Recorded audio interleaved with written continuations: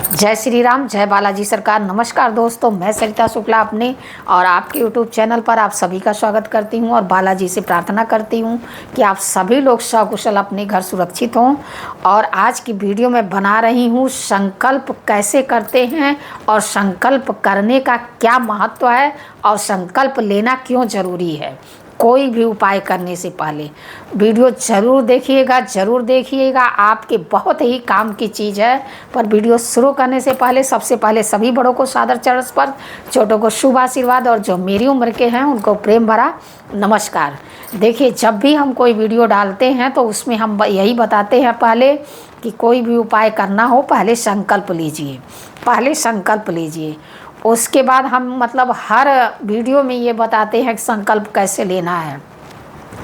उसके बाद भी कुछ नए लोग जुड़ते हैं तो उन नए लोगों का यही प्रश्न होता है कि संकल्प कैसे लेना है।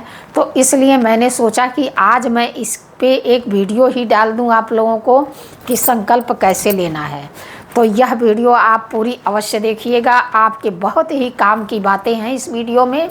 अगर यह वीडियो आपने नहीं देखा तो समझ लो आपने कुछ नहीं देखा, ठीक है।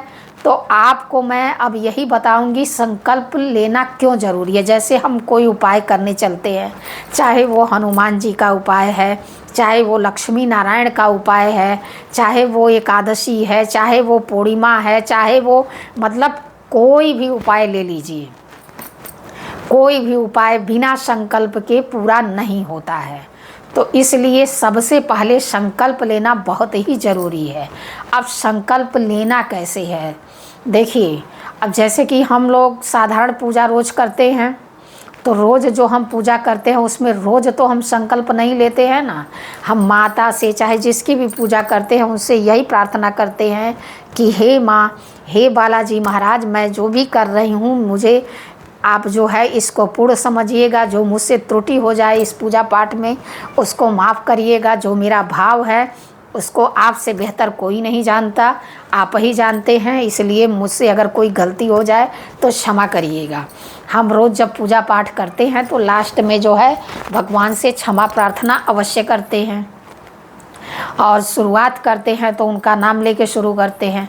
लेकिन जब हम कोई उपाय करने जाते हैं, चाहे कोई विशेष पूजा, जैसे मान लीजिए कि आपने सत्यनारायण व्रत की कथा सुनी, आपने जो है हनुमान जी का कोई उपाय किया, आपने जैसे नवरात्रि का हवन करने का मतलब कोई भी ऐसा अनुष्ठानिक कार्यक्रम हम करने जाते हैं तो उसमें हमको पहले संकल्प लेना पड़ता है, ठीक है। तो संकल्प लेना बहुत ही ज़रूरी है, क्योंकि बिना संकल्प लिए हमारा वह कार्य जो है पूरा नहीं होता है। संकल्प लेने से उसका अनुष्ठान जो है वो पूरा होता है।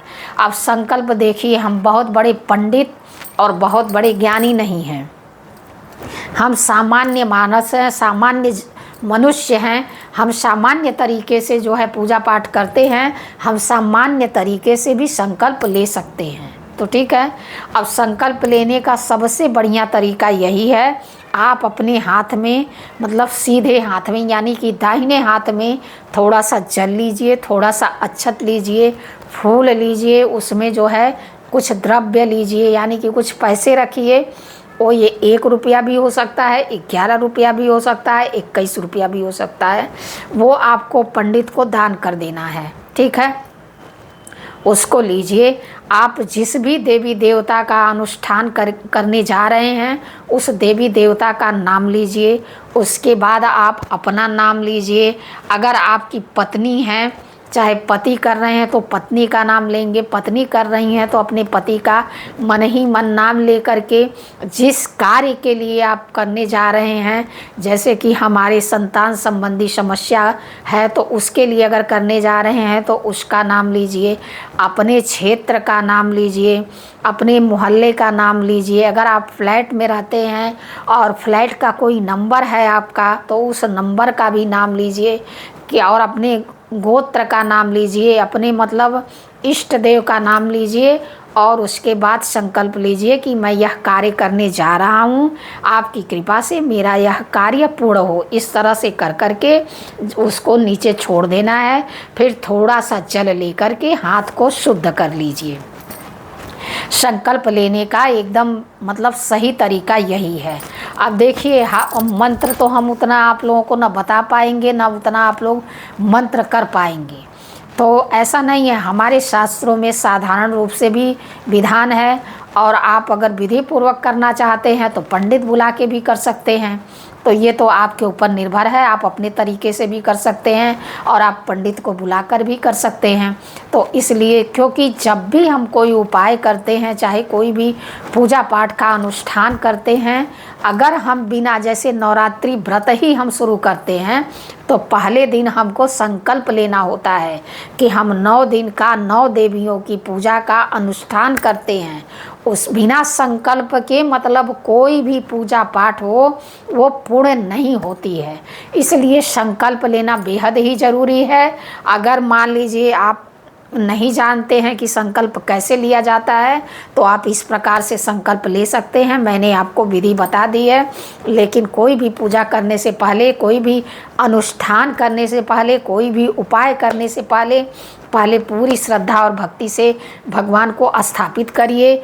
फिर उनका पहले सर्वप्रथम, चाहे कोई बताए या ना बताए, किसी के बताने का इंतज़ार मत करिए।